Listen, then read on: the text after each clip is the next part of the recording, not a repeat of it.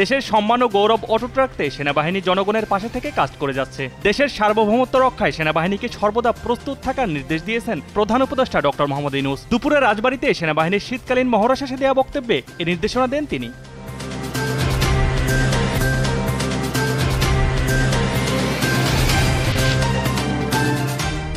18 কোটি মানুষের ভোটের অধিকার ফিরিয়ে দিতে সুষ্ঠু, স্বচ্ছ ও নিরপেক্ষ নির্বাচন দিতে নির্বাচন কমিশন প্রতিশ্রুতিবদ্ধ।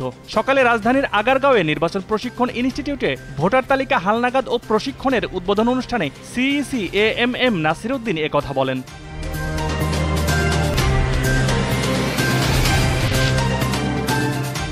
সচিবালয়ে আগুনে ক্ষতিগ্রস্ত 7 নম্বর ভবন খুলে দেওয়া হয়েছে। দুপুর থেকে সব কর্মকর্তা কর্মচারীদের গাড়িও প্রবেশ করতে দেওয়া হচ্ছে। এতে করে আগুন লাগার 11 দিন পর এখন অনেকটাই স্বাভাবিক সচিবালয়। তবে আগুনে ক্ষতিগ্রস্ত 6ষ্ঠ থেকে 9ম তলা বন্ধ আছে।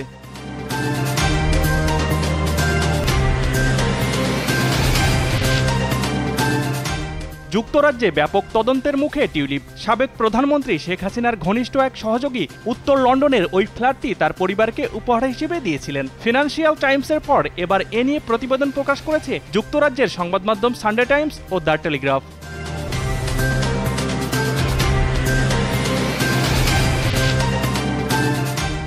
টানা 2 দিন বিরতির পর সিলেট পর্বে কাল ফের মাঠে গড়াবে বিপিএল। আগামীকাল দুপুর 1:30টায় সিলেট বনাম রংপুর ও সন্ধ্যা 6:30টায় বরিশাল বনাম রাজশাহীর ম্যাচ অনুষ্ঠিত হবে।